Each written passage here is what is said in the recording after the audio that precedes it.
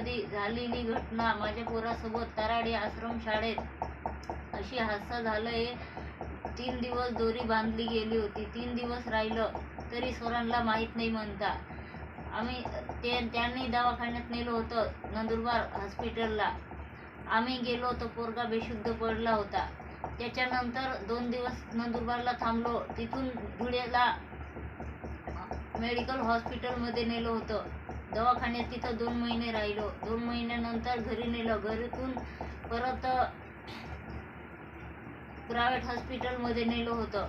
Private hospital निमेक्स hospital नंदुरबारला, तिथं नेलं खाजगीमध्ये। तरी पोरगाचे ऑपरेशन सक्सेसफुल नव्हतं झालेलं। सरांना सांगितलं, एवढे दवाखान्यात फिरून थकलो आम्ही, पैसे नाही खर्चायला, त्यात सांगितलं होतं।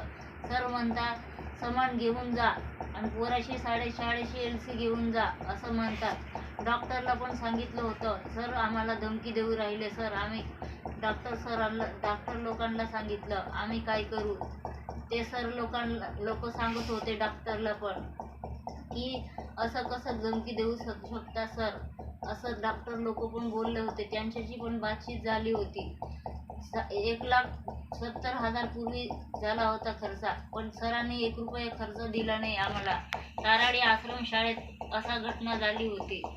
त्यांना सांगितलं होतं आम्ही, आम्हाला पैसे पाहिजे थोडेफार। ते म्हणतात शाळेत या आणि LC घेऊन जा असं म्हणत होते।